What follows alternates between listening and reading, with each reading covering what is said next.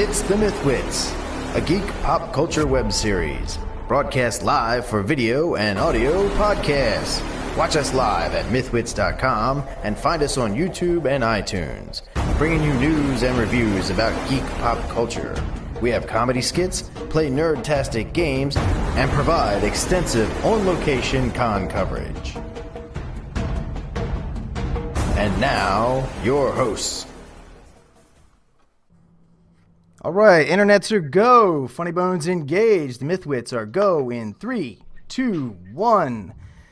Hello, everybody, and welcome to another awesome episode of the MythWits. I am your host, Peter Bryant, and tonight I am joined by our game master, Michael Kafis. What's up? Our news anchor, Brian Olvera. Hey. And our webmaster, Adrian Perez. And he's muted, but hey, Adrian, what's up? Hello. Hi, everybody. And tonight we're joined by a special guest, Mr. Nick. My brain is freezing. Palmer, that's it. Nick Palmer. Sorry, I know his last name. I do. My brain just went and hit a wall. So. Hi, Dr. Nick. That's me. Hi, everybody. So Nick is going to join us tonight. He is on shaky cam. So Nick is a writer. Whoa! Nick got like real tall. Can I be giant next? Nick is a writer and a game designer, and he has done some really fantastic stuff. And he is some of his products. He's been really pushing the edge of technology when it comes to the way PDFs are made. He's taken full advantage of some of the layering and stuff, which is awesome, and we'll talk about that. But first, we're gonna do a little bit on how our week was, because we have some interesting stuff to talk about. I'm gonna start with what Mike and I did this weekend on Friday night. We went and we met up with Herr Sigler, Mr. Scott Sigler, author and podcaster. He does a lot of really awesome books. He's one of my favorite artists. Indeed. I love his books. Yes, you love his books. I just started reading Nocturnal again. I started reading the new version of Nocturnal. Oh, cool. So, okay. Yeah. Oh my god, that's so cute! Yeah. Thank you. Thank you, Adrian. I know I'm cute. But anyway, no, we had a great time kicking back beers with the SIG. The only thing we did miss is chilling with A. Oh, yeah. Kovacs, the second partner, the not-so-silent partner in the... I forget what he called the new company, the new media company. Empty they still Set. have Empty Set Empty Entertainment. Set. That's right. I still like Dark Overlord Media, but yeah, they kind of started a new thing, and they're actually paying people for their talents. So I'm looking forward to finding a talent so I can get paid by them. So right. So the thing about Scott is that he's a writer, and he took the I don't know, that plunge off the edge to try and do it professionally. That's it. That's all he does. He is a writer, and I don't know if any of you have ever, if you're listening, if you've tried to do any writing and try to make money with it, you know how difficult that can be. You know, people, it's kind of like being a star. You get discovered, an agency will pick you up. You know, book like a label will pick you up. What are they called? Imprints? What the heck is it called? Production? I don't know. Anyway, so publishing house. That's it. Publishing house will pick you up. And and then they'll pay you big bucks and you become like a big star. But that's not true at all. That's not what happens. You have the Stephanie Meyers, Stephen King, and like a handful of other writers, and everybody else actually works a full-time job and still writes. So probably Scott was, I think, basically one of the pioneers, one of the first, I'd say, 5 or 6 pioneers working on putting his content out there for free. Yes. And it's funny because someone like Scott, I think, with what he alluded to at the reading was, look, I don't care if people download my stuff. He said, just don't download the old stuff because the new stuff is better. That's my good work. Make sure if someone is gonna pirate it, I'd rather than pirate the new stuff, not the old stuff. Well, what's cool is that he started out as a podcaster. So he wrote his novel. I think he wrote I don't know, more than one, but I think he was shopping around a couple of his novels, and he couldn't get anyone to pick them up. And then he had like a nightmare where one of the companies picked it up, and then 9/11 happened, and they squashed half their projects because the economy took a big dive. So he had to rethink his model. He didn't know what to do then. He took him a couple years to get his licensing back for his own work. And so anyway, goddamn terrorists. Right. So he decided, you know what? I just want to get my stuff out there. So he had seen this podcasting thing, and he thought, well, yeah, everybody's going to be doing this. This is awesome. So he started podcasting his novels, and he thought that there would be a bunch of them out there, and there weren't. And he says sometimes that he may have been the first podcast novel writer out there, but he's not sure. But at any rate, so he became a podcast novelist. He got a huge following for somebody who's doing it all on their own, doing it, just generating his own thing. And he has now, I don't know, 10,000, 20,000 viewers or something, fans, like rabid fans, who just gobble up everything he writes. So he's doing all right. I mean, he's not Stephen King yet. But he has a bunch. We don't want him to be Stephen King. He'll be better than Stephen King because his shit is like awesome. His shit rocks. Seriously, if you have not checked out any of Sigler's work, I mean, and the best thing is, he has a whole slew of horror stuff and a whole slew of futuristic stuff, including some young adult football, sports, fantasy stuff. So I really encourage anyone to check out, any of his titles. Tickle your fancy, please have it tickled. Right. So Nick, have you ever heard of Scott Sigler before or read any of his stuff? I'm Googling now. You're Googling now. Okay. So give him a second. Then he can honestly say yes. No, but he's really good, and I pimp his stuff like crazy. I talk about him all. I'm not really a big fanboy for a lot of things, and it's weird that I would pick some artist that very few, relatively few people would know about to be a fanboy about. But I kind of am a fanboy of Scott Sigler. I really like his work, and I think he's really genuine because, so me and Mike, we went to his book tour. He talks about his book. He signs books and everything. And then he goes and he meets up with everybody at the bar and sits and drinks with us and tells stories. And that's cool as it can be. And what a story or two he told. And he's got he's got 2 books that are in the works to possibly be TV shows, and a third awesome. one maybe. So it's going to be really crazy if in 2 years he has blown up and everybody knows who he is, and he's got some TV show that everybody's talking about. I mean, after 10 years of hard work, he becomes an overnight success? Yes, an overnight success. Exactly. Well, he's been working very hard. He deserves it. If he becomes a big name, he deserves it. That'd be awesome, And he's just a good guy. He actually helped me pimp Rogue Chess a little bit when I was doing it. He was one of the first people to see it outside of my inner circle, and he backed it. He did. He backed it big time. He liked it. He said he's just like, man, I love this. This is awesome.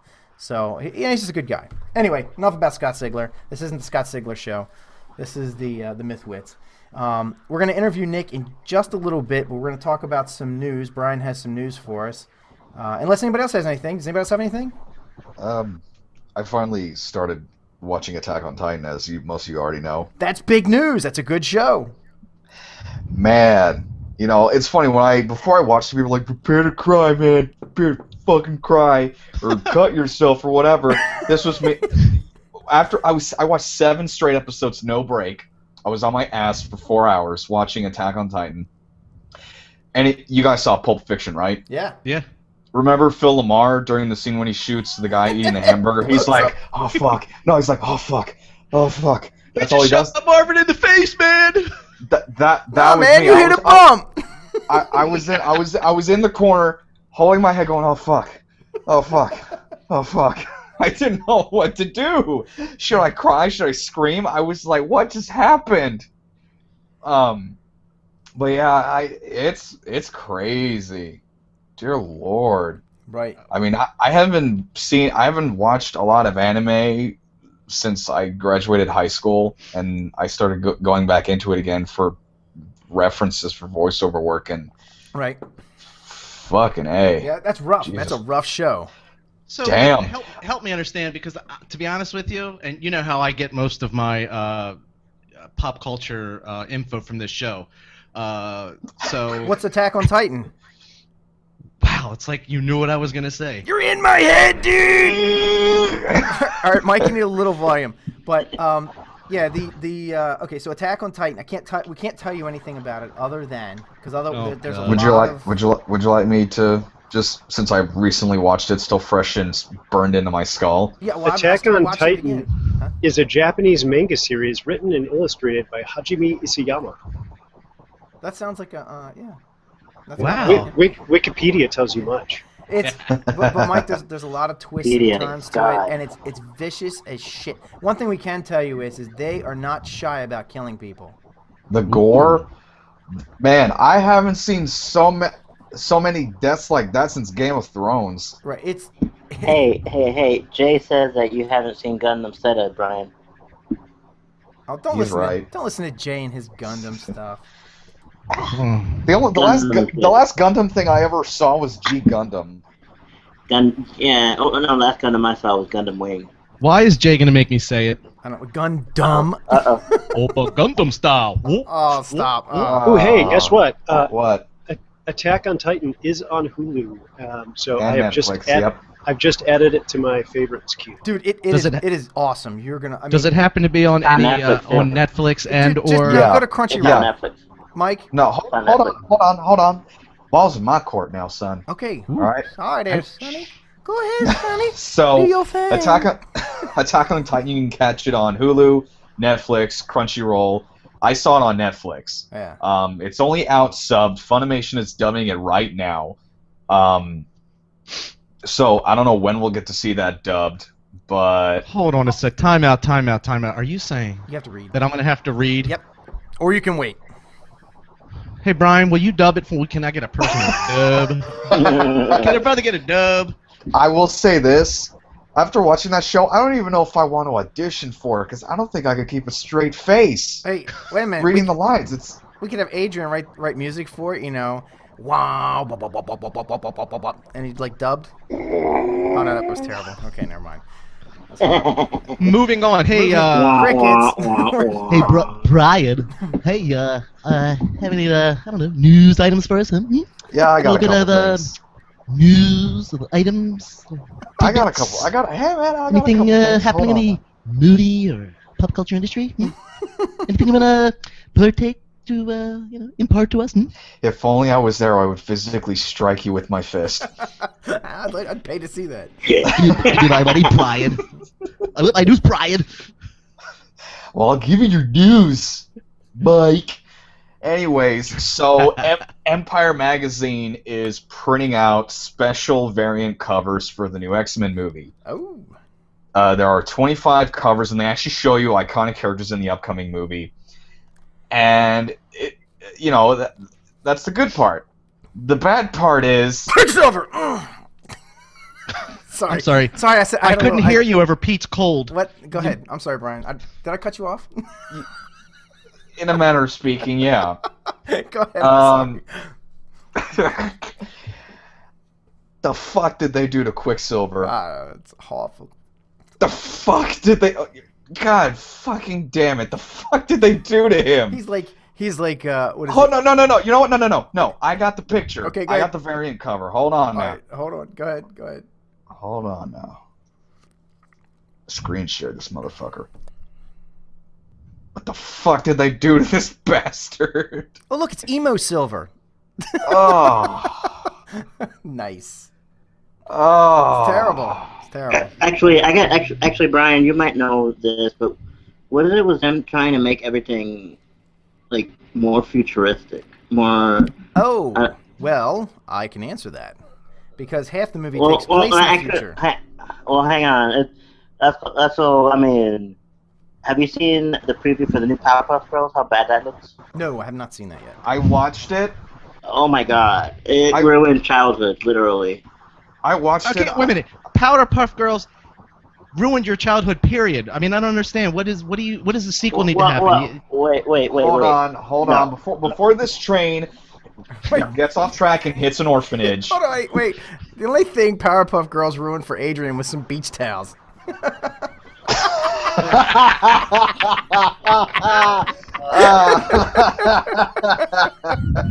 I got it, Brian. Are you sure you don't mean paper towels? Oh, well, yeah, maybe. Oh, there goes the orphanage.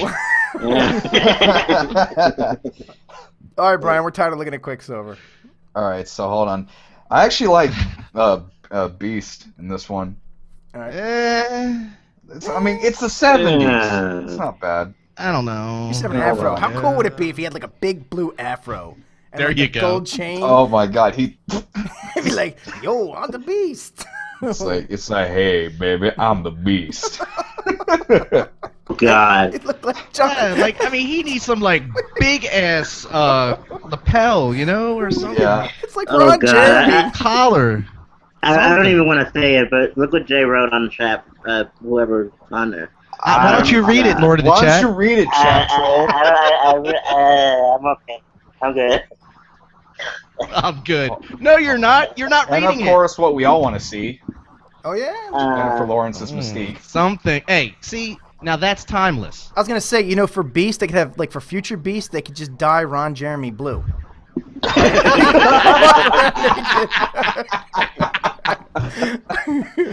All right, you get a point. I bet you would like that, wouldn't you? All right, so she's awesome. Yes, Yeah, he was. nice. And of course, Boulevard Trask, Oh, played by dude. Peter Dinklage. I love this little guy. I love him. He is so awesome. I want to see Why the don't you Knights of marry him? I want to see the Knights of Badassdom. So bad, right? I want to see that so bad. I have been waiting for years for that. Like that thing has been sitting around forever. And it's finally coming out. So in select theaters, I'm like, oh my fucking God. So Nick, have you seen this Knights of Badassdom? You seen the previews for that? I'm surprised that it's not out yet. I mean, like you said, it's been floating around for a while. I've been dying to see that. Yeah. See, and of course. Wait a minute. Who we was got that Stryker. guy? Wait a minute. The guy you were just showing. Who was that again? Trask. Boulevard Trask. You know who that looks like to me? Who's that? What is the guy Andy Kaufman played? Yeah, see? What's that like?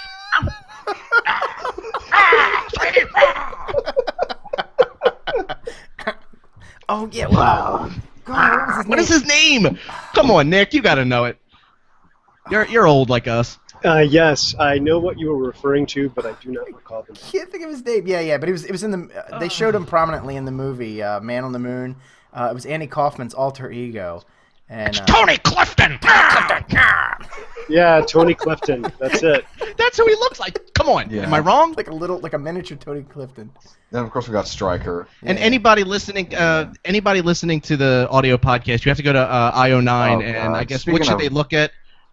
Brian, what is the link they should look up? Empire. Either the Empire's website or io9.com. It's one of the top headlines It should, right now. it should be linked on the post, actually. I'll include it. But if you're happen to, sometimes I know for when I'm listening to a podcast, people are looking at something like I want to see it right then. So I'm going to try and be more cognizant people of Anyways, mentioning it to people. Go ahead. anyways, so apparently, Go on, Brian. apparently this is Continue. I'm waiting. Stop. Hurry So- the fuck up. I will beat you in your sleep. I'm waiting here. Speaking of beating you in your sleep, apparently Come on, I'm this is shaking my Toad. pants. Is Toad? Apparently that's supposed to be Toad. Oh well, all right. I'm not a fan. I like the other. The other Toad was better, Well, it was Yeah. Ray Parks. Ray Yes. Parks is the best. and that was. That. That's not me. That's not me. I'm not running the board tonight. Oh, Adrian, please. Adrian, someone needs to Not take your me. license away. See, unlike with Mike, I know where you live. All right, so what's this one? Havoc. That's Havoc. Yep, Havoc. Yeah, cool. And then we got the Sentinel bombed. Yeah, Jay doesn't like the Sentinel bot. Hey, Jay, why don't you? You're on the chat room. Why don't you throw out some of your hate on the Sentinel? He does, man. He really hates these Sentinels. I like the Sentinels. They're awesome. No, I don't. I'm not exactly a fan of this. It's I just okay. like It's them. okay, I guess. It's not like the classic one we've all been used to seeing in the comics, but Well, and here's the thing. Yeah, I'm not going to let true. that ruin the movie for me. It's not terrible.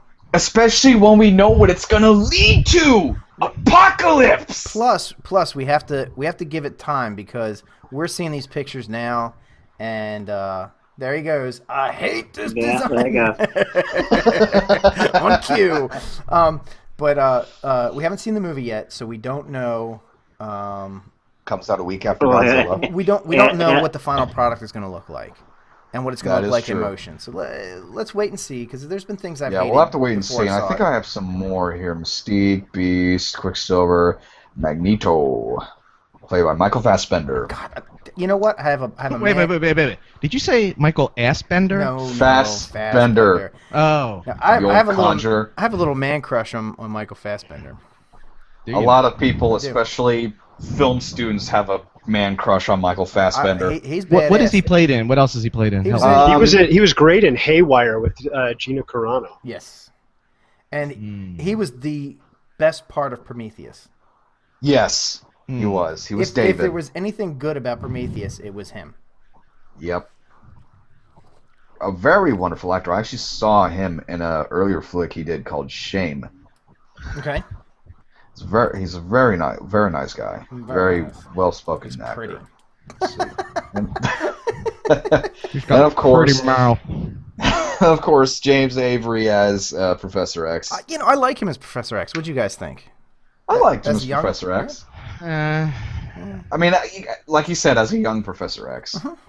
I mean, it's obviously we're not gonna be like. It's It not will like we're be gonna have very number one. interesting to see how he plays the responsibility twist now that he, got shot at the end of the last movie. Yeah. It'll be interesting to see how he portrays that emotional and character complexity. Yeah. Oh yeah, definitely. I mean, we got to see a little piece of that in that trailer. He was already having some internal conflicts with that, and of course, Wolverine with the bone claw shit. Wait a minute. What?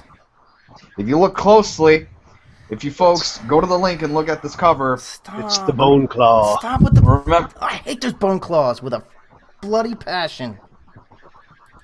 I kind of get a boner for him. But you gotta admit, he is the Wolverine, like you said. He is. No, he is. But that whole story Yeah. arc, the whole bone claw. All right, look. I'm gonna go on. Tirade coming. ahead. Hold on. Go ahead, I'm gonna go switch, ahead, I'm gonna go switch to ahead. me. Tirade coming. All right. Soapbox. So, Wolverine is an accomplished samurai, right? He's trained to use a samurai sword and many other weapons. He's got ridiculous regeneration. He is stronger than crap because his bones are all laced and everything. When he lost his claws, right, it would have been a Yeah. great angle for the comic to just take the claws away and do something else with them for a little while. But they can't have any change. Nothing can ever fucking really change. So they got to give him bone claws so Wolverine can have claws because that's so important that he has claws. Could have been a great character development. He could have been using a sword for a while. But no, they had to ruin it. Well, the thing is, you have to remember, even though I hate bringing this movie up, in the Origins movie, he originally had bone talons, those bone claws. I didn't like. That one didn't happen. I know it didn't happen, but they have. Didn't happen. To me. Remember who fucking owns this IP? It's know. Fox. I know. All Let's right, see, and then, let's move on. let's move on to the next Yes. one here. Let me just. Boop. Let's see here. Oh, now this is really interesting. So this popped up on eBay. The original cage from the first scene of Jurassic Park is up for auction. The Velociraptor cage where the guy gets eaten. Not anymore, because I bought it, buddy. Oh, so you had $100,000 lying around? Yeah. Fell out of Okay. my pockets. All right. Pockets. Well, I needed the cake though. I'm a raptor.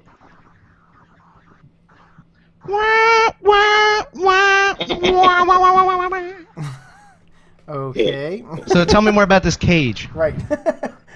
I thought you bought it.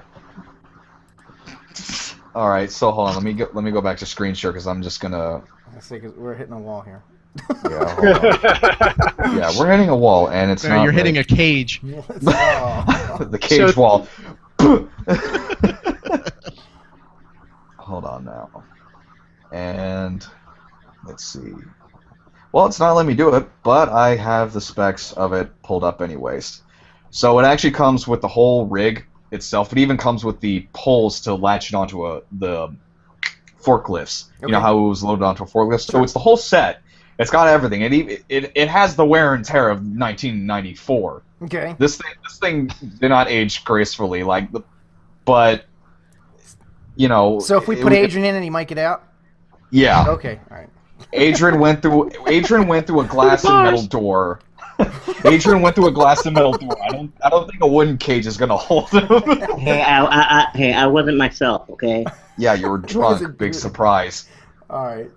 But it's interesting because when you looked at it in the film, it looked metallic, but the whole thing was actually made of plywood, which was kind of interesting because in the current photo, the paint's chipping, it's starting to rot, the wood's getting worn out. But what's cool is, let me see here. Where was that? I'm actually going to see if I'm curious to see if it's still up there. It is still up there. The eBay auction is still up there, and let's see how many bidders. 153 bids. Wow. I'm screen sharing. I think I'm screen. Yeah, is it screen sharing? Is it working? Is it? Hold on. Oh yeah. Hold on. There we go. Adrian, okay. Yeah. If you look at Adrian's, yeah, there it is. All right. Cool. That's a neat little one. And then, let's see here. Let me see. Actually, pretty interesting, except it's not metal. Yeah, that was the only thing. But then again, it was a prop done in Jurassic Park. The budget for that movie was so high, especially when they made a 20-foot tall animatronic Tyrannosaurus Rex. That alone ate up the budget. I know what you said, but I heard animatronic. And I was thinking, is that where you stick your hand up its ass and like move it around like a puppet? All right. Anyway, Brian, you got another story for us? Yeah, I got one. So there's a study right now. They've done a small test of about 164 patients that magnetic pulses to the brain can stop migraines for days. Huh. Which is kind of interesting. Like, a small treatment of magnetic pulses to your brain can actually help relieve headaches for about a week. About several days, apparently. That kind of makes sense in a way because like some of the stuff that I've read about migraines is that one of the reasons they think they happen is because you get like this cluster of signals that build up and they just kind of fire. And I would imagine like a magnetic pulse would kind of poof disperse them and maybe realign. Pretty much. That's kind of cool. Let's see. The therapy is done through what's called a transcranial magnetic simulator, which has been recommended by the National Institute for Health and Care Excellence in Britain. So the Brits found a new way to relieve migraines, and it's actually kind of interesting. Let's see. Usually, at 39%, like they do a scale, they kind of crank up the power on an amp dial. At 39%, 164 patients for that sample were tested. What the hell is that? Aw, it's so cute. Oh, sleepy pup. Anyways. Sorry. Okay. Wait. Hold on. For anyone listening to the podcast, Brian just had an ADD moment and saw something not shiny but furry. Right. And not a furry, but an actual furry dog. And we're not talking about my ass either. For once. Oh, that's cute. That is a cute husky. That's awesome. Oh, stretch. All right, so for anybody, look at that. So anybody watching, is that dog part cat? So anybody watching this, Nick does amateur sledding with dogs, but I'll let him tell that story in a little bit. But that's why there's all these dogs wandering around. All right. Yeah. Oh wait, hold on. What's that? Is he gonna do something? He's like looking at the other dog. It's like he's plotting something. He's like, no, he's like doing more than you, Brian. Oh, he came in. You know what it was? He came in. He's just like, hey, I'm gonna sleep on that. No, I guess I'm not. Never mind. All right, Brian. Is that it for the news? We got anything else? Can we move on? I got one last thing. Let's get through it. And it is It's a video that I'm gonna put on YouTube in just a second. I gotta describe what I just found. It's a drone shot video of the world's tallest water slide. Oh, sweet. wow. Okay. This thing, I'm looking at it. It is insane. It's called. Oh I think it's called God. Insano or something. Or no. No. That's an old one. Can you screenshot it?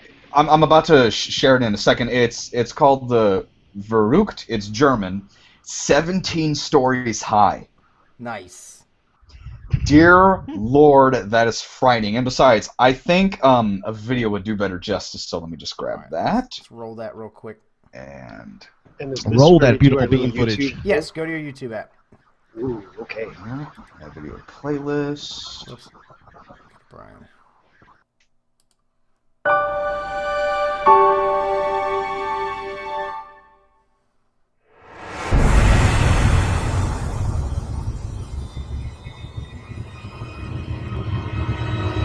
Prepare to shit your pants.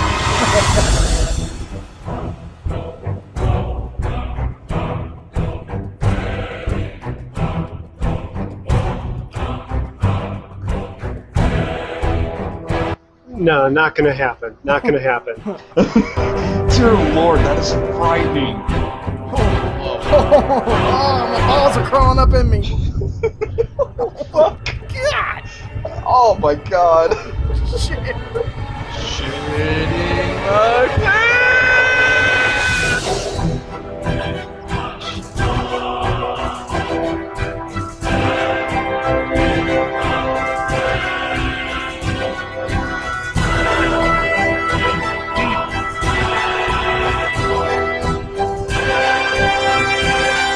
You would go flying off that part.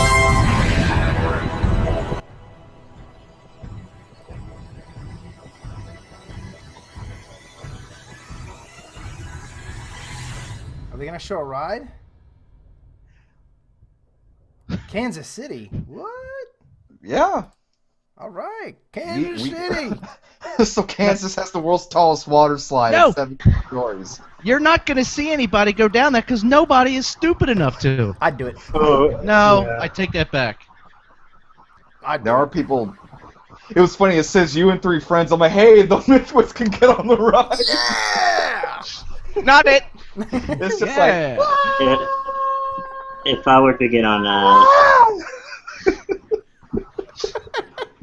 Dude, I would go when you come down, all that, and then it goes flat, and then it hits that bump. I would go flying off. No way. No, No you fucking wouldn't. way. That's what's making me curious. It's like, what happens at the end of the slide? I don't know, Like, Mike. they You had might to just have- go through it. It's like when space shuttles come in for a landing. They need a really long airstrip to land. You need a really long fucking swimming pool to land in. You know, what'd be cool is like when you go down, you go back up that other ramp. You Oh know, my God! That's when you have like a parachute, and you get to the top. It's like a either that or it's like a Mobius strip. It just goes back to the top with enough momentum and inertia. Just you're back at the top. Now that would be cool, like a perpetual motion water slide. Yep, like a Mobius strip. Just Yeah, Mike, did you just say perpetual motion? Yeah, why? Okay. Anyway, Could happen. so Brian, is that it for the news? let me see here. Ah, I think it is. We're good. yes, it is. Okay. 'Cause I want to get to Nick. Yeah. I had to double check because Okay. I had a laundry list of stuff I wanted to show, and we went through it real quick. All right. Cool. Dude, the laundry is done. Well, just because Mike and I were looking at the length of the episodes, and last episode was really crazy. It was like an hour 43, and we're trying to keep that. Yeah. So, all right. So now we are going to talk with Nick Palmer, and it. Hi, everybody. So, Hi, Dr. Nick. so Nick is a writer and game designer, and his company is paNik Productions. So Nick, let's talk about that. What is paNik? How did it happen? And what do you do? We call it paNik up here in the Northeast. Oh, paNik. Oh, yeah. I guess. Okay, I get it. Well, yeah, but see, down here in the South, we call it paNik. Sorry. I thought it was prefer I was Uncle like Nick. I was doing like two people. I thought it was like two people put together, and it was paNik, but it's paNik. I get Well, it. Yeah. it That makes is sense. actually, but it's all of the above. I It's get like it. encompassing, man. It's like the whole thing, man. Cool. All right. So who's Pa? That would be Andrew Payne, my partner and college roommate and gaming buddy, and he is the technical brains behind the company. Okay, and you are. Then that would make you the creative edge of all that. And then I'm the Nick, and I am the beautiful face of, Okay. of All right. and Behind it also, all. and also do writing and do most of the promotional and outreach stuff. So, Okay. So how long has paNik been in existence? well, we started off, I think, in 2009, late 2009, and that was kind of the beginning point. And it took a couple of years to kind of figure out what we were really going to try to do. Right. And then when 2012 hit, we said, okay, let's actually do this. And we started setting up the company and getting the bank accounts and the corporate registrations and all of that jazz set up. And that's when we started launching products then, was putting some stuff out for free and then doing fee products in 2013. Right. And that can be that can be a real bear. Yeah, and so, but again, it's the same thing that you were talking about with Scott Sigler. You got to start somewhere. It takes a while to work and build that stuff up. And we threw out as much as we've published, so it's a never-ending process. Right. Yep. Yeah. Oh God, I know that. God, I have an entire file or entire folder on my computer that has probably a gigabyte or two of stuff that just never really went anywhere. Like I'd start it and I was thinking it was a cool idea, and I'd get halfway through with it and I would think, I don't know, maybe not so good, and maybe I'll come back to it. Who knows? And watch. Yep. Jay's gonna say Mythic Steel in about 2 seconds. Watch. But that's coming. That's coming. That's just Mythic Steel. I'll set it. That's coming. That's one of those things where, and you probably have some of these where the timing wasn't right. It's not. It just hasn't been right. I haven't got my ducks in a row yet. What I want to do with it, I'm not prepared to do just yet. I have things I have to clean off my plate before I do that, because it's going to be a big thing. Or the market's not right, or we've had one that's been sitting around since the very early days that will see publication this year. I've run it, a dozen times at different conventions, from Gen Con to local game days and back again. Right. It's got solid story. It's got a great background, but the problem is that we didn't know how to package it. We couldn't package it. And we finally now, with some of the success we've had with the PDF layering and some other advancements that we're working on behind the scenes, come up with a way that we can put this together and say, okay, here's a way that we can present it. And it really does require taking advantage of all that layering, all the hyperlinking, so that you can jump from one concept to the other. Because if you don't, it's worse than just, make sure you read this module before you run it for your players. Not realizing that the stuff in the next room is going to hear all the activity in the first room and then come running to respond. It's Right. much more complex than that. So being able to present that in a way that somebody could consume it and run it, who hasn't been neck deep into it, has been really difficult. We just haven't had both the technology and the insight of how to do that, and it's finally come to fruition. And that's been a good 4 years. Yep, and the game that I released, Rogue Chess, the one that I kickstarted, that was exactly the story behind that. It was basically I had developed this game, this concept, and I could not figure out how to get it onto the market, because I had originally designed it as chess pieces that would replace the pieces you have on your board.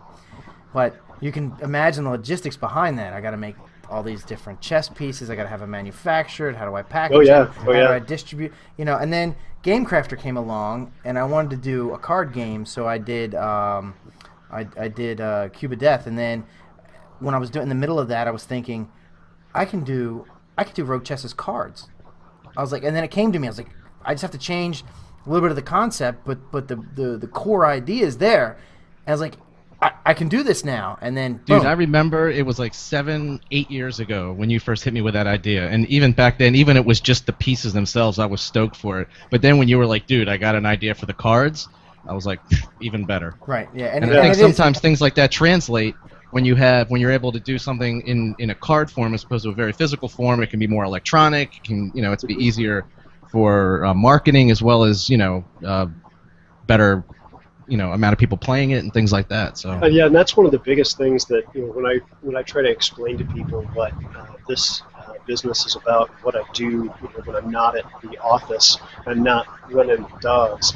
They're like, oh, so the first thing is when you say that you do games, they're like, oh, do you make like Bejeweled? I'm like, no. Well, like Trivial Pursuit? I'm like, no. And then trying to explain even further that what we do is we do tabletop stuff, but it's in a PDF electronic format. It's just people who are not in the role-playing game industry just do that. Yeah. And what kind of batteries does that take? Right, exactly. Well, one of our first big kind of realizations was that we did the Origins trade show in 2012 and had a couple of our products there, and we do PDFs, right? So how do you sell a PDF on a trade show floor? Got the brilliant idea, beautiful design jewel cases, and everybody was like, oh, it's a computer game, like is PC, Mac, what? Or they thought it was music disc. Right. So the form factor then just kind of influenced it and blew us away. So yeah, the media, the form that you put it in, all these different types of stuff definitely come into play and can make or break a product for certain. Right. So let's talk about some of your products. I'm gonna pull up. Let's see. Which one do you want to talk about first? You want to talk about the okay, so. Well, let's do our cred. So last year we put out the Deadly 7 product, which got nominated for an ENnies. Congratulations! Thank you. I wanted to say congratulations on the nominee. Sorry you didn't make it, but hey, getting nominated is where it's at. Yeah, that's definitely we are small, so even just being recognized with all these other greats was wonderful. There was no illusion that we would get the 3,000 to 5,000 votes necessary to win. Right. But getting nominated and having the judges say, hey, look, this is one of the best people who are doing electronic format products. Yeah. That was great, and that was Deadly 7. It's like a 200-page module with multi-layered maps and hyperlinked information and different layers. So depending on which rule system you want to run in, you click on the different PDF layers and it switches to those rule systems. So all the stuff that we've done, that was a great nod for that. And that's the essence of really what we're about, is trying to make products that push the edge of that electronic envelope. And that's weird for a tabletopper who 3 years ago said he would never have a virtual player at his table, and now has a Hangouts player every week calling in from the UK to play. Cool. So Awesome. it's an interesting way to approach things, and so that was great. So we had a blast with that. What we're trying to do now is still stay in that kind of modern genre and focus on that modern genre. So yeah, you can put. What are you going to throw up? Peter? Okay, yeah. You want to do modern or React? Do the React. So that's Okay. this is just what we real just quick, put out recently. Real quick, something you mentioned that just in case people don't understand what you were saying. So the multi-layering and the different rule set. So basically, if you're playing Deadly 7 and you're the system you like is Savage Worlds, because it comes in Savage Worlds D20. What's the other one? True 20. True 20, and then that was one of our first ones. So I think those are pretty much the Okay. big four. So let's say you decide you're going to play this. You're going to play this adventure in Savage Worlds. There's a Savage Worlds layer. You click on that, and now everything is formatted for Savage Worlds.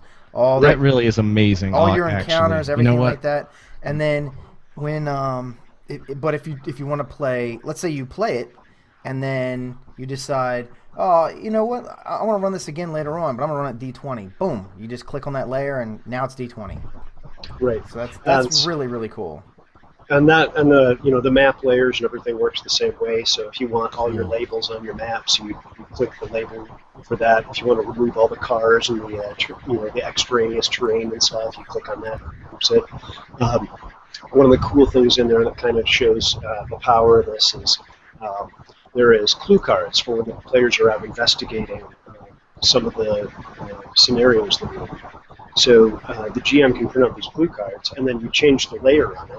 And when you change the layer, the text on the clue card changes, and also kind of the color in the background of the person's clothes and where they're standing changes. So now with one sheet, you change the layers, and you've got a completely different set of clues and cards, which are distinct. That's awesome. That is really, really cool. Good use of technology.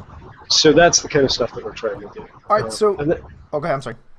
So that leads us into what we just published, which is the modern era campaign, which is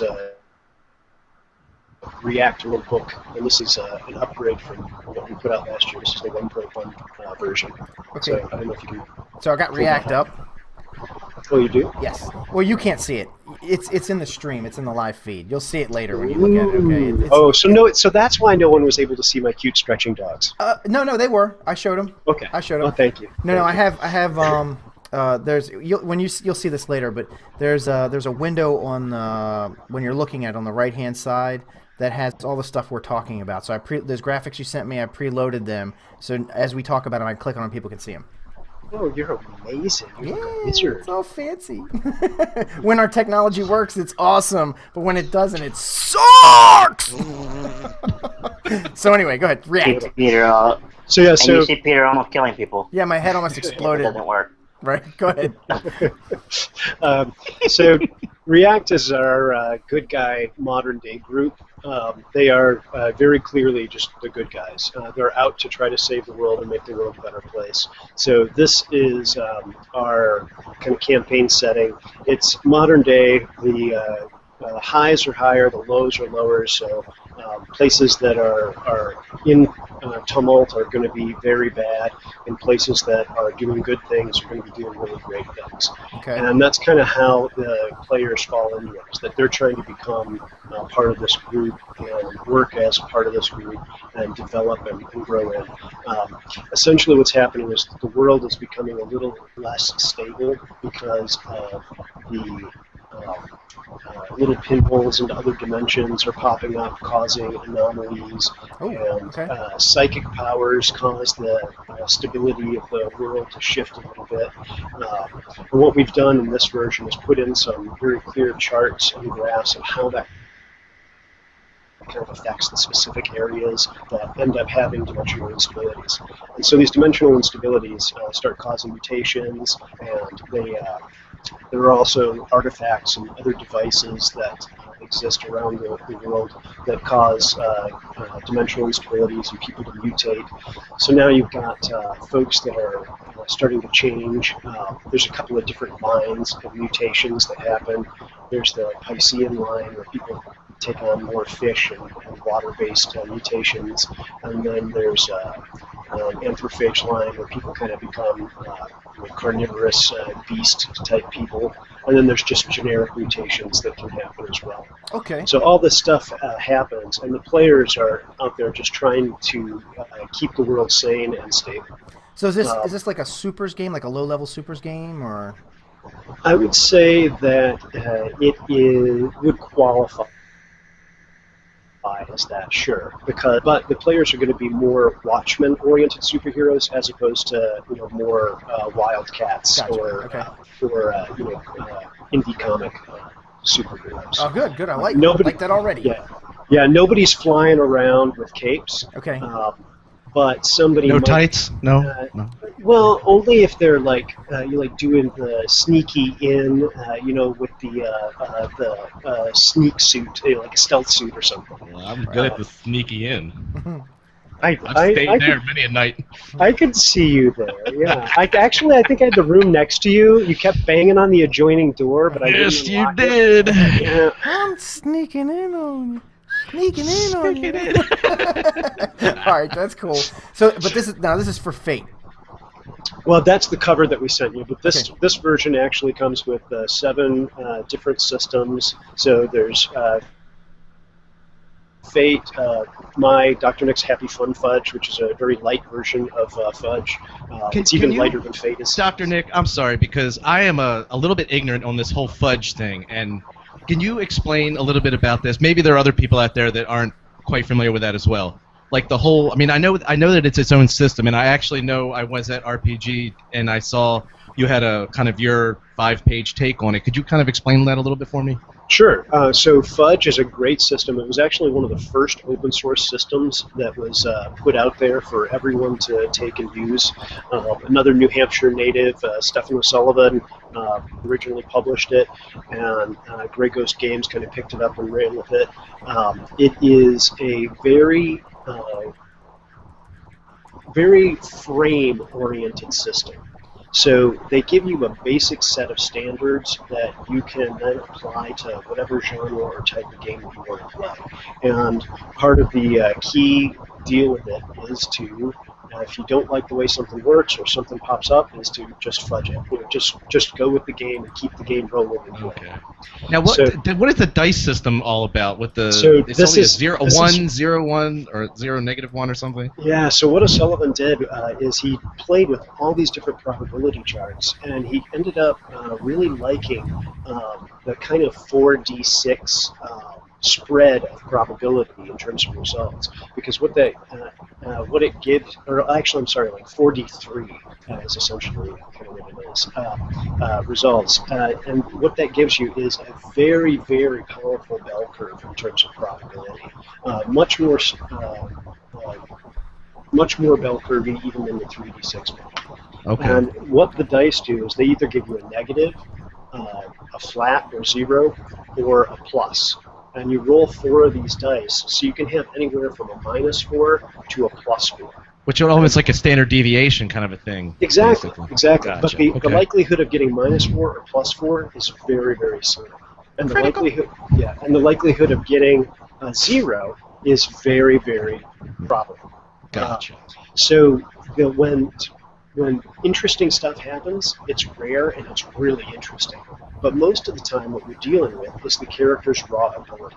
And typically most fudge systems use either an 8 or a 10-point scale of abilities. Right. So you've got stats that either go from like 0 to 9 or 1 to 8 or 1 to 10 in my case. But they all, rather than have the 1 to 1, 2, 3, 4, 5, 6, 7, 8, 9, 10. They tend to use fun words, just like the Marvel superhero system did way back when. So they use things like abysmal, terrible, mediocre, poor, good, great, superb, legendary, and then epic or cosmic or whatever you want to do for your super. So basically, when you make a character and you see what he can do, that's usually exactly what he does. He usually, he's almost always going to perform at the level you made him. So, correct. So if he's a great climber, he will almost always be a great climber. Almost every single time he does an action, he's going to be a great climber. But he could screw up. He could be an exceptional climber. Right. Yeah, I get the concept in that, and that's pretty cool. I mean, that's that's so one of the things, does it does leave a lot of the. Well, in my opinion, I run a weekly Pathfinder game. I have done the D20 systems since I cut my teeth on the red box at 7 years old.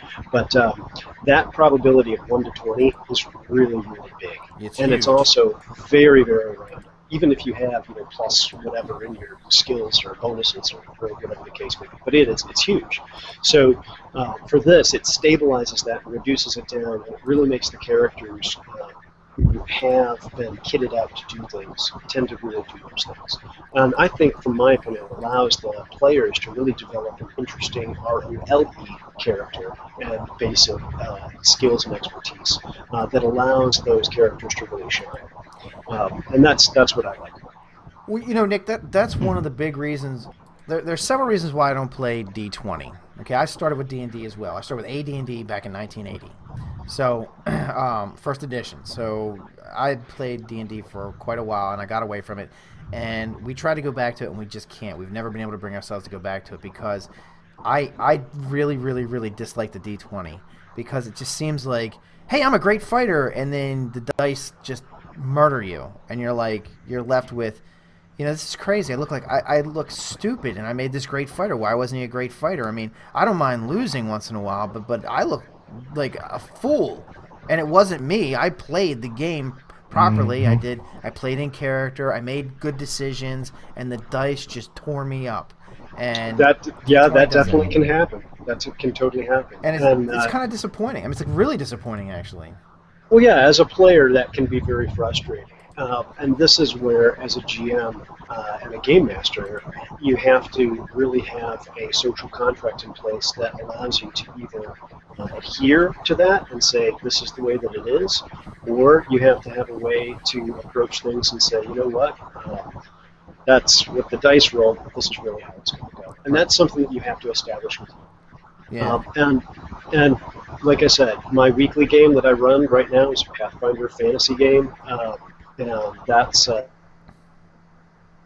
something that I don't shy away from. I still do that. We still publish with D20 systems as part of that bunch of 7 that are inside of that rulebook. But we also will go with the rules light systems as well, because different strokes for different folks. Oh, sure. Nick, I'm not saying it's a bad thing. I'm just saying why I don't like it.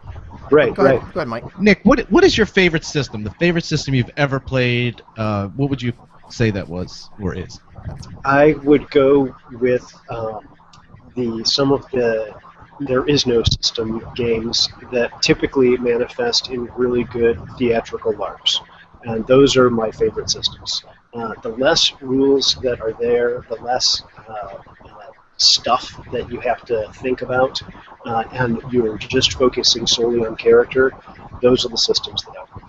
So Time Lords, then, you would say, is probably your favorite system. Time Lords, right, Pete? I mean, that would have to be. I mean, that's so rules. Mike, I'm sorry. It's 2 episodes. 2 episodes in a row. Here I am trashing Time Lords. Mike just has this hatred for Time Lords. Time Lords is it's this totally off the beaten path game. That you ever heard of a game called EBA, EABA, End All Be All? Have you even heard of that? No. Okay, have you heard of the book Guns, Guns, Guns by BTRC? Yes. Okay, that's the company. And Time Lords is one of their very early games, and it was really this guy. Awful. What? Stop. This guy is like a math wizard, right? As you can tell from Guns, Guns, Guns, if you've ever seen that. Well, imagine a role-playing game that's completely like that. That book was built for that game. So, answer me the square root question 3 times 7 minus 2. Right, like every time you take damage, you have to look on a chart which has a mathematical formula. So, like Mike was saying, like if I took 20 points of damage, okay, that's 3. What? Okay, getting through the armor is the square root of 9. Whatever. Anyway, 3 points. But it's Tuesday, right. So 1 point of armor free on Tuesdays. No. So what Nick is saying, like Fate, Fudge, right? Yeah, but I will also enjoy the crunch. But my favorite, personally, my favorite tend to be theatrical LARPs with no rules. Okay, cool. And so that's kind of where and why I've. Personally, I steer towards that. Now, that is not the direction that that paNik is going in terms of our next couple of modules. So, if you throw up the image for Modern Adventures here, please, Peter. Yep. So, anybody who can cite the reference on this cover gets a Brogman point. Oh, of course. Come on, man. Hold on. Wait. It's right. Hold on. Where is it? Where's my DMG? Oh, it's in the other bag. Crap. Wah, wah, wah, wah. No, wait a minute. No, it's this. Here you go. Oh, second time you pull that out. Player's Handbook. Yeah. Yes. So our next product that's coming out is should be out in the next 60 days. We're planning on March or April release for this. It's going to be Modern Adventures. We all. Well, I shouldn't say we because it's just 2. We both, Andrew and myself, both play in Pathfinder games. We like the system from a D20 system standpoint. The decision that we made was to do an updated version of that because we think that the D20 Modern and the current Modern Path systems that are out there just don't quite cut it. So what we've done is we've put together, it's probably going to be around 200, maybe a little over 200 pages. And what it is, it's a complete retooling of the modern system using the Pathfinder base. So that'll be coming out here in the very near future. We've been playtesting it for a couple of years, and it's worked out so far pretty well. The beta of it is up on our RPG, drive-through RPG site for 99 cents. This one will probably be a pay what we want when it comes out. We're starting to switch over to that pay what you want now. Yeah, Ben Gerber was saying he's had a lot of success with that. He said that he's actually making more money with the pay what you want, allowing people to even download it free, whatever. He said he's actually wound up making more money because there are people who would pay more, you know, because he would underprice it basically for some people. So that's kind of cool. I'm excited. I totally support that. I want to see how that works for you too. Because I'm interested in that myself for some of my future stuff. Yeah, that would be a good conversation after I've had more than one product out with it. Yeah, absolutely. And like I told Ben when she started the project, I was like, that's great. I love your first month analysis, but I want to see 3 months and 3 products. Sure, yeah, and absolutely. That's where I think that we'll really be able to make the determination. Right. So when we put our second product out and have 60 to 90 days of, that we can compare back to similar products and say, hey, look, this is exactly what it looks like. That's going to be when I'll be able to give an educated discussion on it. I've been considering actually doing that for a Gen Con. Oh, that'd saying, be cool. Here's our experience with priced model versus pay what we want. Yep. But I don't know if we'll have quite enough. We should have quite enough data by that point in time to be able to do it, but I won't have any time to prepare the discussion, which would be sounds like a good TotalCon panel next year. Yeah, maybe. Yeah. Not that TotalCon's the greatest place for panels, but they're building it. They're working on it. They're They're building it. It's you got to build it for them to come. Yeah. So. Yeah. All right, cool. So is there anything else you want to talk about before we move on? Let's see. Modern Adventures, 7 systems. Pay what you want. Definitely check it out. If you're doing any kind of modern day adventuring, it's a great group in terms of a background group to even throw in. It's set also with some early cybernetic stuff in there, where cybernetic is still more medical oriented versus upgrade oriented. Right. Where you get into like the hard cyberpunk style. So this is light early day cyberpunk. So I think that's kind of a good little section in there as well, where they talk about how these things are medically advancing society. And again, since we're actually the good guys, they're trying to help save the world. And if somebody gets their arm blown off in combat, then they get a cybernetic arm replaced for free. Yay!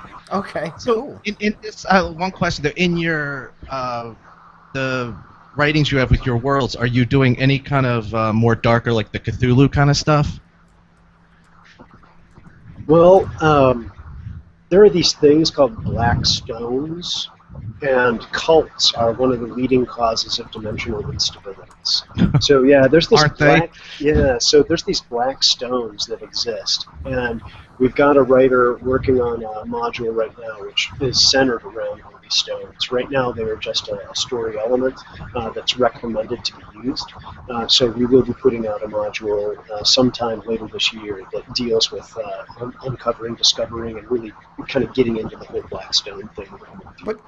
But yeah, if you think of any of the strange objects that have been carved, graven, or found throughout some of the mythos stories, the Blackstone subject should be somewhat familiar to you. But you're a fan of Cthulhu though, because I saw your mask in your picture. Wait a minute. Oh, he's gonna get it. You had to say it. I'm just. And he's gone. I'm getting it. It's all queued up. Okay. But by the way, I did find some breaking news in a minute. So yes, we have, okay, hold on, wait. We have green. Ooh. And we have purple. Sweet. Purple. So yeah, those are my 2 Cthulhu ski masks that. Oh my God! Listen, this one's masterwork quality, right, and this one's standard quality. Okay. And that you can tell by the eyebrows and by the unspringy tendril on the tentacle mouths there. Absolutely. Nick, I am by no means a violent or criminal-minded person, but I mean, I would be honored to rob a gas station with you with those masks. I don't know. So could you Oh, yeah. tell us about the assailant? Well, it was an illicit from, especially it's like a role player. I can't tell you. I can't say it. Can't say his I name. got mugged by 2 Zoidbergs. What's happening? But You fucking Zoidbugs. You know, Nick, that's kind of a coincidence because we happen to have a video from a professor on Cthulhu. Mike, are you ready to go with that video? Yeah, he emailed me and I have it all queued up. If Dr. Nick wants to just go to YouTube, I can queue it up for him too. Yeah, we'll all watch this. I have no idea what this is all about, but Right, I know. here Yeah. we go. Who knows? Everyone ready? Yeah, I think so. Yep. All right, and away we go.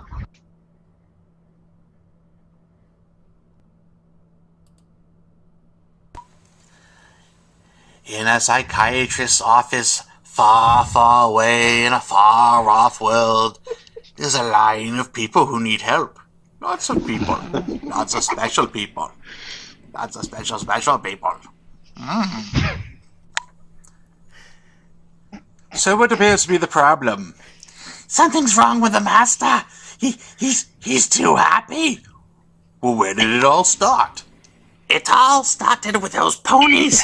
They were going through the land, so he summoned the old one to eat them, and he came down and consumed the ponies.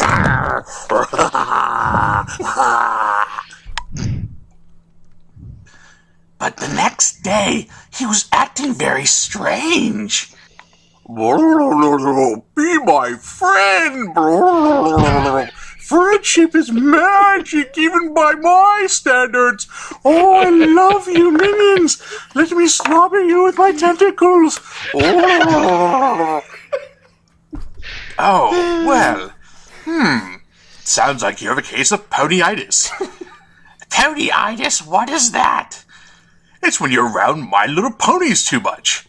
The only cure is to kill all the bronies on the face of the planet. Oh, great, I'll have to try that. Thank you. You're, Dr. Nick, you gotta unmute yourself. It automatically mutes you. There you go. Yeah. So, man, you know, the internet is a strange place.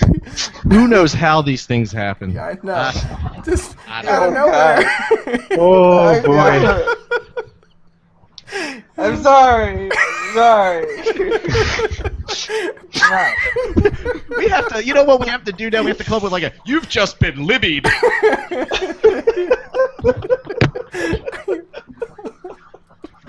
So big thanks to Jay Libby. He put that together for us. I let him know you were coming on, so he. Jay. Oh, right. Another take from Libby's One Take Theater. Yeah, One Take Theater. That was actually a good one, Jay. I got to give it to you. You know, your cinematography is getting well. I think next time I want to focus on focusing and focus and maybe some backgrounds. Right. Oh no, but you know what? One step at a time. Let's focus. But you know what? That was good. I got it, man. It's getting better. I can't wait. Can't wait for the next one. Man. I am going to deliver you all my finger puppets, Jay Libby. You are going to get my collection of fairy tale finger puppets. And I want to see. Next thing you know, Jay's going to direct the next Twilight. Yeah, could be. You bring those finger puppets to the cocktail hour, and I guarantee you. Okay. Right in. Since you mentioned movies and directors, I found out something during a Nick's segment. Have you guys heard about the whole issue with Quentin Tarantino's movie script, The Hateful Eight? Oh yeah. Oh, No. this I sucks. I'm so pissed off about this. Okay, so apparently the screenplay of his new western, The Hateful Eight, which was somewhat of a tip of the hat to like the Seven Samurai and the Magnificent Seven, it got leaked on Gawker, and Quentin Tarantino did not take that very well, and he was so mad that he just dropped it. Just straight up dropped it. Nope, not gonna do it anymore. Right. But this was just updated not too long ago. Yeah. He's now That's bullshit. No, No. actually, He's pissed. He gave it to I think what was it, 6 people? He gave the script to six people. I think was it 6 or 7? I think it was like 6. Okay, so he gave it to 6 people, and Somebody one of leaked them, it. and these are all people he trusted. One of them leaked the script out, and so he decided. He's like, you know what? I'm not even going to do the movie now. He's like, I'm going to put it on the shelf. I'll probably come back to it at some point. He's like, but I've got a million other projects. He said, I got another one that I'm very excited about, and I'm going to go do that one first. All right. Yeah. But that sucks because that's. I wanted to see Here's that. the update, though.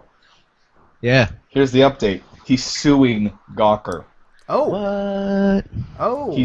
He is suing Gawker for copyright infringement. Nice. How can he do that? I don't think that's going to happen. Because they released. They released. Yeah. Yeah, they released it illegally to the public because when it's sort of like an NDA, a non-disclosure agreement when it comes to projects like this. You know, if you show anything while it's still under NDA or an embargo, your ass is grass. Right. Well, it'll be very interesting to see how the legal system deals with that in terms of reporting versus releasing a product. Yeah, I want to see how I want to see how it turns out because again, none of us are lawyers. We don't know how it's going to turn out. I don't really know what the legalities are on it, but it's going to be interesting to see how this turns out. Now, my understanding though is I'm sure that those you say the 6 or 7 people he had gave the script to, they signed non-disclosure agreements or NDAs, but Probably. For them, he could sue any of them who released it, but for Gawker, they didn't sign anything. They can release what they want. And if they released the script, that's sort of a hand to the hand, and you got to give. He has to go after the first hand, not the second hand. Well, maybe, right.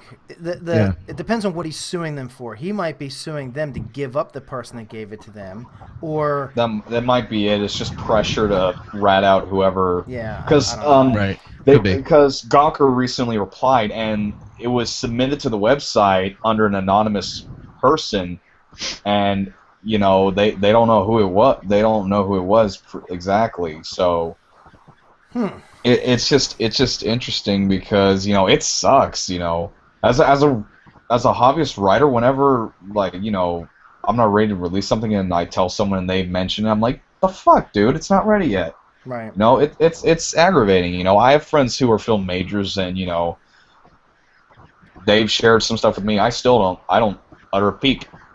That's Come on, tell me something, Brian. Tell me. Another thing about that is that kind of upsets me about it is that why would anybody do that to begin with? I mean, why?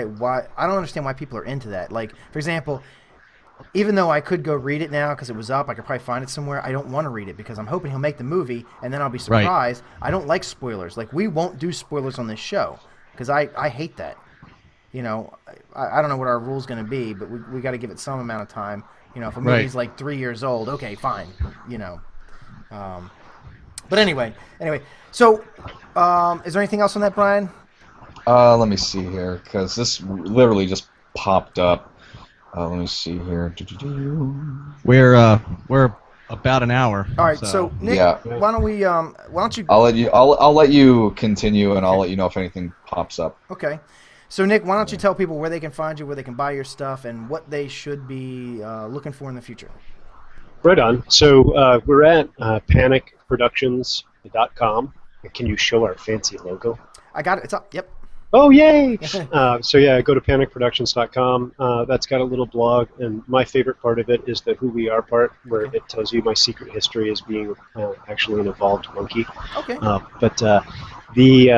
We're selling on Drive-Thru RPG. When we release the Modern Adventure shortly, we'll be on Paizo as well.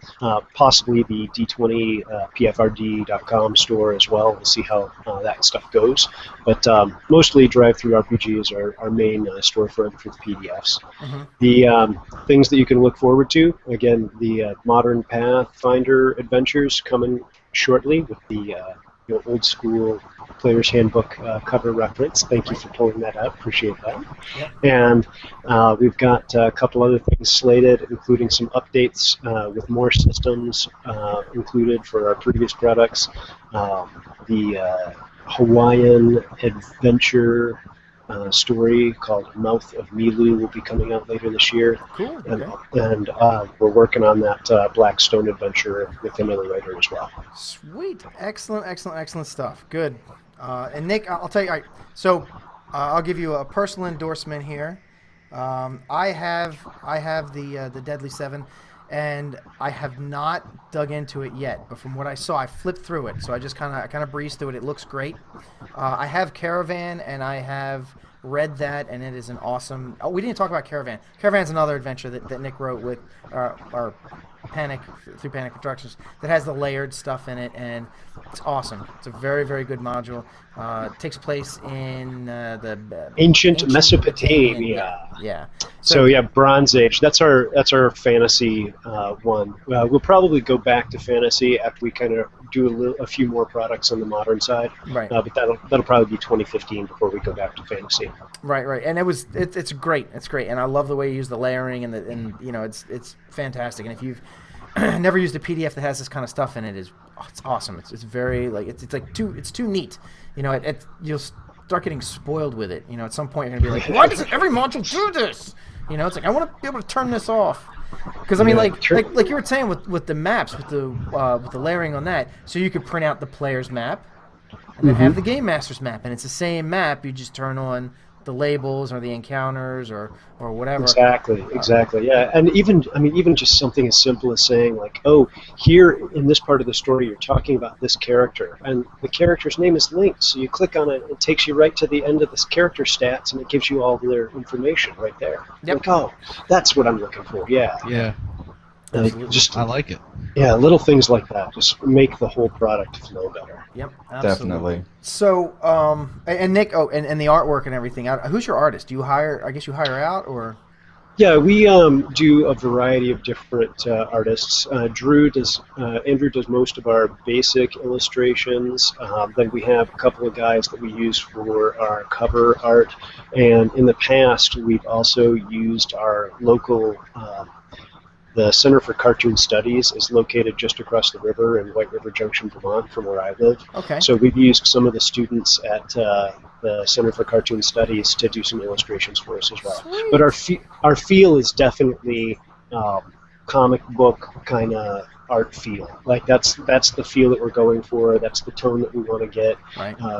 You're not going to see like the super hyped up full color, super deluxe matte images and graphics. We might throw one of those in for a cover or a special character, but most of the time you're going to get kind of that four-color feeling that we kind of try to evoke with the classic good guy, bad guy, very clear story elements. Right. I was going to say, your Well, stuff when doesn't. when you can figure out how to embed. Go ahead. When you can figure out how to embed video into a PDF, you let me know. I got a video guy for you. Jesus. Well, we'll see how one thing works. We actually, the prototype just crossed my desk, which is something that I've never seen anybody do in a PDF before, and I think that it would be very cool if for the right product when we put it out. Okay. And I will have to come back and demonstrate it live on the air when we do it. Oh yeah, absolutely. Yeah, you definitely. Sounds good. And I bet I know what it is. I'll talk to you off air about it because I know you don't want to give it away. But there's something in a PDF that I've wanted to do that I was trying to find the right mechanism for, and I bet I know what it is. And it would be if it is what I think it is, it's gonna be very cool if you can pull it off. We'll see. Yeah, I'll talk to you afterwards. Okay. All right, so Nick, do you want to stick around for we play a game at the end of the show? Do you want to? We don't have time, man. We No. gotta end it, dude. Okay. We gotta end it. All right. Sorry. All right, Mike. No reindeer Mike, games today, fellas. Mike has been nominated. This is like you all the time, Mike. This is like you all the time. You want to play. You want to play with me, and then you just say no, we can't. Sorry to be a buzzkill, man. Gotta do it. Gotta do it. You know. Might as well. I mean, it's our. Well, we got 10 minutes to the full hour, so might as well just go for it. Oh no, dude, we're over an hour. Yeah, we're over an hour. Yep. So no, that's fine. Mike and I are talking offline. I promised I was going to be the timer. I mean, I'd rather have Dr. Nick have more time, and fine. we'll figure out next week. We'll figure out how to fit it all in. So. Okay, that's fine. That's fine. what she said. Innuendo. Oh, Well, I think that's a nice wrap up. All right. Well, so Nick Palmer of paNik Productions, thanks for coming on and being a guest. We'd love to have you on again sometime. Love you, MythWits. Thanks, Dr. Nick. And so check us out on. We have a Facebook page, we have a Twitter page, we have Instagram and a Tumblr and all that blah blah blah blah. But most www.mythwits.com. That's the place to find us. That's where everything streams out of there. And Pete, you seem to love Twitter. Where can people find you on Twitter? I'm gonna kick Twitter right in the nuts. No, my account keeps getting. I don't know. Something going on with my account. It's like it's hacked like every other month. So anyway, you can find me on Twitter. If people want to contact you personally, how would people like to contact you? Well, you can find me on Facebook. I mean, that's probably the best place, Peter Bryant on Facebook. But Mike is trying to give away my Twitter address, and that's fine. I'm at Ottoblix, OTTOBLIX. We also have an at MythWits and an at Studio 197. What, Mike? I see you're trying to. I was going to ask Dr. Nick, are you on Twitter? Yeah. You on Twitter? Oh yeah, I am on the Twitter. My social media alias, which is on pretty much every social media platform, is Spong. And that's SPONNG. Sierra Papa Oscar November Golf. No. Okay.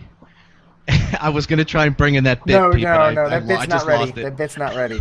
No, okay. We have a comedy bit that we're working on that has to do with the military naming thing, and but it's not ready. It's not ready.